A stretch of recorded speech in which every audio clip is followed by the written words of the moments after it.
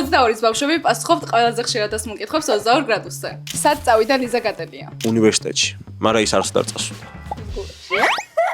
ტექსტებს ხო ვიგიწერენ? არა. სრულიად იმპროვიზაცია. გამოკითხებში როგორ ჩაგეწეროთ? რა გხვდით რუსთაველის თავისუფლების მეტროსთან დედაენაში, ასე შემდეგ. რატომ გქვიათ 22 გრადუსი? ადამიანისთვის საუკეთესო ტემპერატურა. იმიტომ რომ ჩვენთან ოფისში სულ 22 გრადუსია. ბავშვები ერთმანეთს 22-მდე ციცნობდით? არა. მე და თინანო კიდეაში. და ჩვენ ხო კლასელები ვიყავით. ვიდეოები დადგმულია? არა. სრული იმპროვიზაცია. არა მეგობრო, უბრალოდ შრომაში მოდის ესეთი ნიჭი. მონაწილეებს პრიზებს მართლა ჭუქნით? ანუ ეს რა კითხვაა ვაფშე? ანუ რამდენი 50 ლარიც მე გავაჩუქე, იმდენი მე რო დამბრუნდეს თუ შეიძლება. ეს მე ვარ 20 ლარიანებს რო არ ვაძლევ.